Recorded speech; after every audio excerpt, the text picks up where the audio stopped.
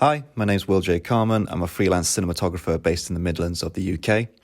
In today's video, I'm going to take you behind the scenes on a short film shoot I did at the end of 2023. It was for a client of mine who I do quite a bit of regular work for. The concept originally started out as a showreel that they were going to put together, but then after some creative development, they decided to turn it into a short comedy film involving two detectives interrogating a toy pig. And it's as wacky as it sounds.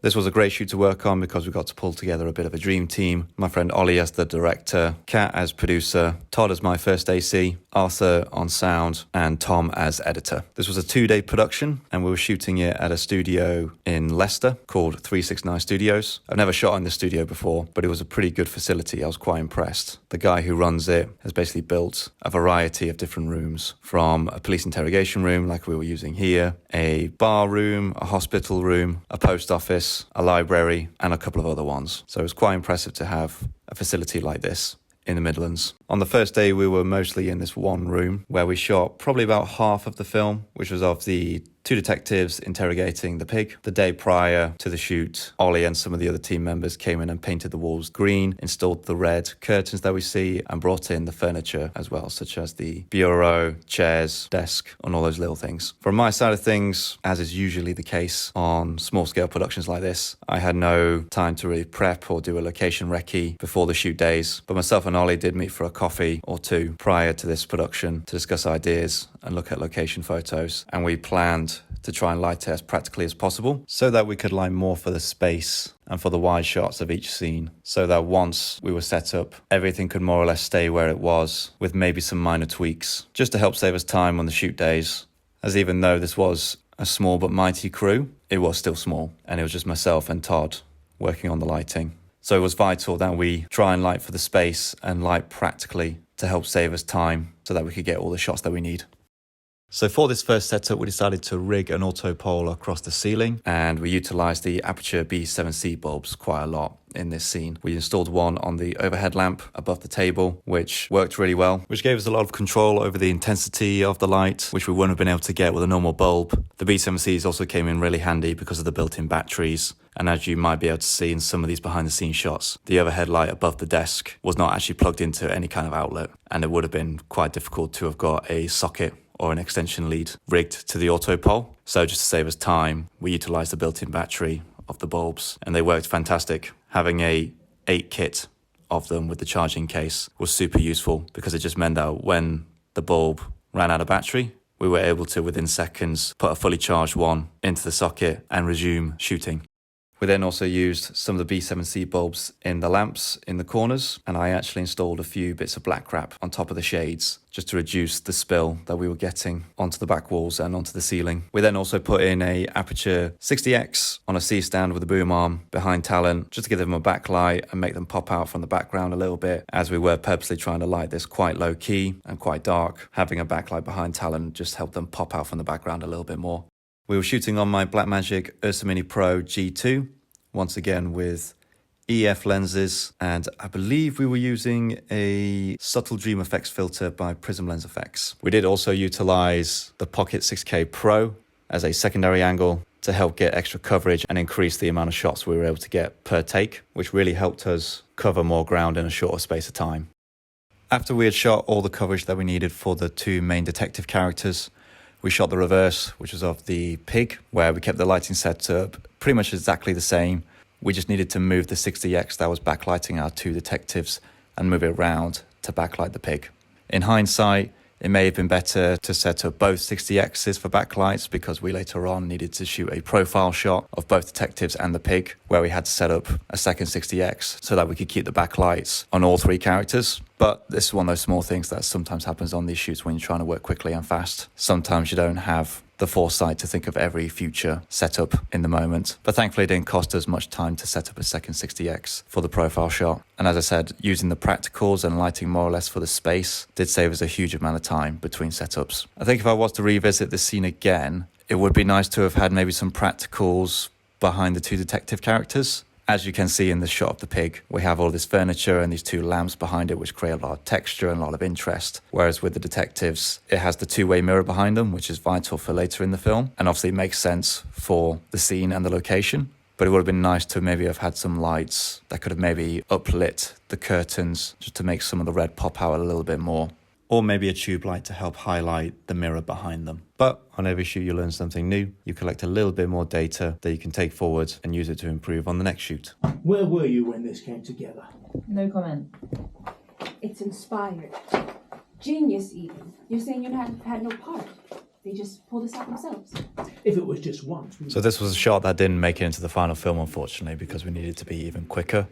But this was just a funny setup we had where Ollie wanted to have whip pans between the detectives and the pig for this part of the interrogation where there's a big build-up of tension. And it was just really funny to shoot. And he was just tapping me on my shoulder every time he wanted me to whip between the detectives and the pig. Shout out to Todd, my first AC, who managed to nail the focus on every single shot here, which is why I was looking so impressed at the end. Because I'm pretty sure this was the first take that we did of this, and we pretty much nailed it on the first go.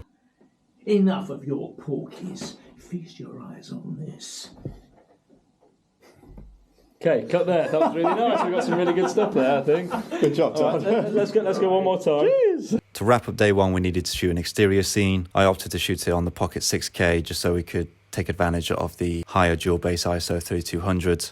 And we managed to find this loading bay area, which looked fantastic with its strong light sources in the background. So we used those as a practical and natural backlight for our actors. And I had my AC Todd Hollywood and then light tubing for a key. You can't see the reflection in the sunglasses, but it is what it is. We had to keep things light and nimble, and we didn't have time or budget to bring in generators or any kind of larger light sources. So we had to opt for battery powered tube lights. And I think the shots came out quite nice, all things considered. It was a good way to end day one. For day two, our first scene of the day was in this hallway, and this is actually where the very first scene of the film takes place. This is one of those classic examples of where you're having to problem solve and think on your feet quite a bit on set sometimes, because immediately the problem that I saw with this hallway was the fact that there was only one overhead light source for the whole hallway, which we would have wanted to use as our motivation for our key light. And because we wanted to shoot the whole scene from a wide, it was going to be quite difficult to hide any artificial lights in the environment. Initially, myself and Todd explored the idea of putting in our own tube lights into the ceiling light, but we quickly found out that there was actually just not enough space to put our own fixtures in. So as a workaround, and thankfully because of how stylistic the film is, we got around the situation by first of all placing a small table with a lamp in the hallway, which we again used a B7C bulb in, and me and Ollie decided to set it to an orange colour just to add more style and visual interest to the scene, because since this film is quite stylistic and quite tongue-in-cheek, it meant we could lean a little bit more into the surrealism of the film and not worry too much about things making total sense. Okay, so I think it's just a case of bringing the intensity of our lights down. That one's nice. That one's nice. I really like that. And then I think we just need a touch of front fill.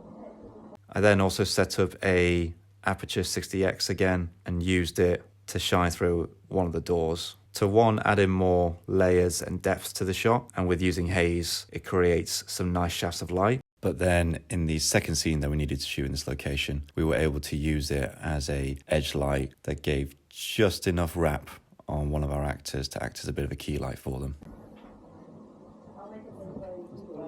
Cool. Go on, let's look at that. And Yeah, that's looking nice. So is there any dialogue in this first one? Yeah. Okay. Yeah, but it happens just right outside the door here. Okay.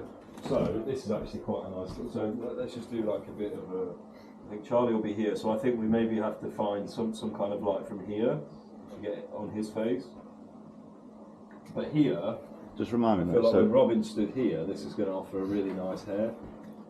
So the problem I was trying to work around here with Ollie was the fact that even though the scene looked great with this orange light and the little accents from our Aputure 60Xs, we still had the issue that we couldn't properly see our actors, and it was going to be very difficult to add any additional artificial lighting to act as a key light for them. So after a bit of debate and a bit of back and forth, I suggested to Ollie that the best way to approach this is to lean into the film noir feel that this film has and have the actors actually stand in profile to each other so that they're silhouetted and work with the shadows rather than trying to work against them. Because if we keyed in from the front, from the camera side of things, it would have created a very flat image and we would have lost all the contrast. And I just knew from a technical standpoint, it just wasn't going to be possible to stick a lighting fixture above them on the ceiling. That wasn't going to be in shot, key them from the right angle and not create too much spill that would just flatten the image and again get rid of our contrast. So it felt like for me the best way to approach was to lean into the silhouettes and just have the lack of detail with our actors add more mystery to the scene. Right, so what are you thinking? Yeah, that's really nice, the silhouettes. How long is the scene? 2/3 of the page, so It's not very less than a long. minute, 40 seconds. So it would probably work. Do you want a slider for this? This is going to be about 20 seconds. No, I think let's digi-zoom it. If we're gonna... You sure? You don't, because you'll get that depth, especially with this. You're going to just come forwards. For an opening of the film, I think it could look kind of nice. Alright, let's try it. Let's try it because we can always just static it if it's not working.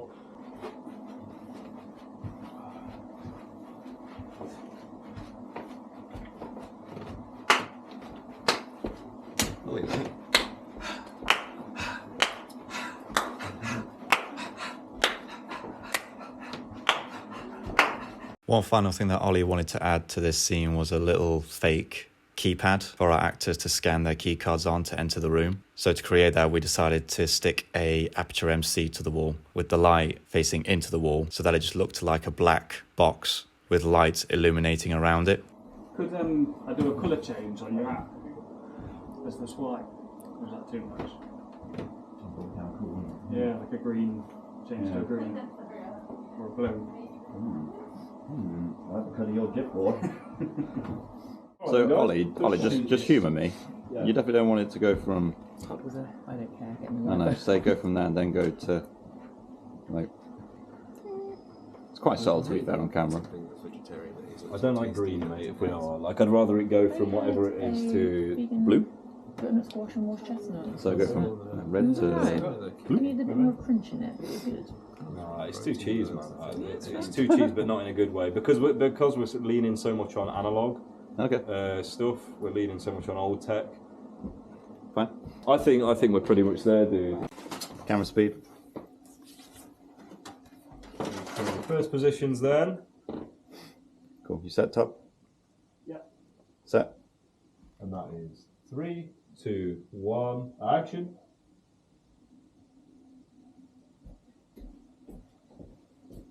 You got everything? Everything we need. An hour left. One more push and I think we're down, Charlie.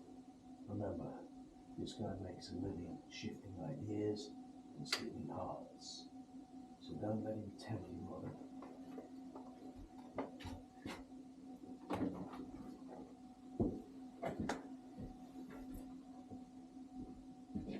And that's a cut there. Okay, cool. Let's quickly go for one more then, guys. You sure? Lovely. The one thing I'm sure you don't want it to turn Yeah. Ollie. Yeah. I think it needs to change. It looks weird that he doesn't change at all when he scans it. Even if it just goes back to that colour, it needs to change. What, it just flashes off Yeah. and then on again? Okay, let's do that. Let's Most do off and buildings on will again. do that. Let's do off and on again then. Got everything? Everything we need. An hour left. One more push and I think we're down, Charlie.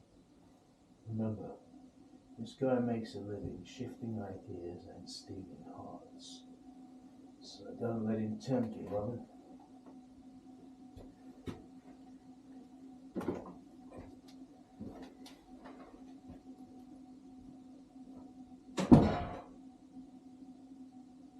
And that's a cut there. Cool. No, Cool. Let's quickly do one more.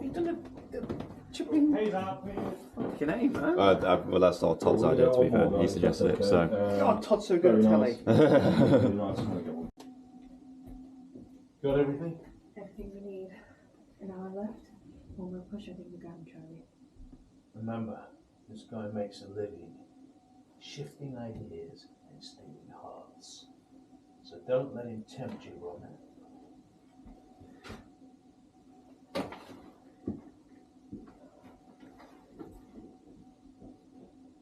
Okay, that's a cut. Let's quickly go for one more, guys, while the haze is still here, if that's okay. We're gonna turn it around really quickly. It's literally a sound, I Perfect. think. Thank you. Problem with sound there, Ollie, right? Okay, perfect. First positions then, please, everybody. Thank you. I think even though this was a really tricky location to work in, it had a lot of limitations and a lot of things that restricted what we could do. But I think all things considered, this scene turned out great. I'm really happy with it, and it's actually one of my favourite scenes in the film. And that is 3, 2, 1, action. What the hell was that? That is what makes him so dangerous. Dangerous. Come on, let me show you. And that's a cut there. Okay, here we go then, guys. Turning over. Speed. Camera speed, Thank you. lamping, 1 second. Okay, set. Are you lamped? I think so. And that is We'll 3, find out. 2, 1, action. Detectives, wait. Gotta see this. Cool, cut. After we wrapped this little pickup scene, we moved on to our final location of the day, which is the monitor room located on the other side of the two-way mirror from the interrogation room. In this scene, we introduced the 2 detectives superior, so we're working with 3 actors in this scene. And we decided to take from the hallway that orange glow into this scene, just to keep that visual theme consistent throughout the film. And again, leaning into that more surreal side of the film. This scene was probably actually the most complicated in terms of coverage. We had to show a lot of the room, and it was quite a tight space. So it was actually quite challenging to light purely for the space so that we didn't have to move things around. And also, later on in the scene, we looked through the window into the interrogation room to see the pig again, which presented another challenge as we had to try and match the lighting as much as possible that we had before. But thankfully, because we filmed the interrogation scene mostly with practicals, that gave us a huge advantage because it meant we didn't have to use many of our artificial lights to recreate that look. From a lighting perspective for this scene, we were utilising both of the Aputure 60Xs on this one. We were using one of them outside the room on one of the Aputure mini spotlight mounts, utilising one of the gobos that comes with it to create a window shape on this door as the detectives enter the room. And we then utilised the second 60X to create this circular spotlight on this evidence board. I really like that because we're motivated now from this light. Yeah. I mean, just out of curiosity, no, yeah, you definitely want that. It definitely just has that little... Again, it's kind of cheesy, but it works. But that's the point. That's Funny, yeah. We know what we're doing here. For the warm glow in this scene, because we didn't have any lamps to use, we utilised the small nanlight tubes to create the orange glow, and we set up the Falcon Eyes light mat to act as our key for when we're shooting our conversational shot reverse shots between the 3 characters. We decided to shoot this scene on the gimbal with the Pocket 6K Pro just because we wanted to implement a bit of movement for when they enter the room, and just to keep things consistent, it made sense to just shoot the whole scene on the one camera so that the editor and colorist were not having to match 2 different log profiles. I wasn't able to get too much BTS of this scene, but as you can see in these shots, we've got the orange glow from the nanlight tubes, the Aputure 60X creating that spotlight on the evidence board, and the Falcon Eyes off to the left side of frame, acting as our key light for DCI Sage. And again, because we were able to light the interrogation room practically, we are able to see into that room through the 2-way mirror, and it looks pretty consistent to the other scenes that we shot. For this profile shot on DCI Sage by the 2-way mirror, the only thing we changed was that I put the Falcon Eyes light map on the other side of the window, keying in from camera right and positioned slightly back towards the wall, just so that we could create more contrast on the right side of her face, closest towards camera. Again, always going for that shadow side. I think if I was to revisit the scene again, I would try and have the key light wrap around our 2 detectives in this 2 shot a little bit more. We were just really strapped for time for me to be able to finesse this. But you're always trying to walk a very fine line of being able to cheat the light in between shots and still have it look consistent. So I think I decided on this look because it made sense as the reverse shot for this light source to be slightly more back and edgy on our 2 detectives. And I think it still works. We do still have highlights in their eyes, which help with how dark their faces are. But I think especially because we're working with 2 different skin tones, I think our actress on the left could have done with a bit more lift just to make her pop out a bit more in the shot. But as always, it's one of those small compromises you have to make on these shoots sometimes when you're running behind and having to pick up the pace and save minutes where you can. Despite these small compromises and challenges that we've had to encounter. This was a really fun production and a really creatively satisfying project to work on. I'm pretty much happy with everything we shot, and I think the finished product came out really well. I think the production value we were able to create and implement for the crew size that we had was pretty outstanding. I think it was one of those projects where all the different elements clicked together really well, from the lighting to the camera to the script, the concept, the direction, the sound, the editing, and of course the acting. I think it all came together to create a really fun, entertaining short film, and it was a great way to wrap up 2023. So thanks for watching.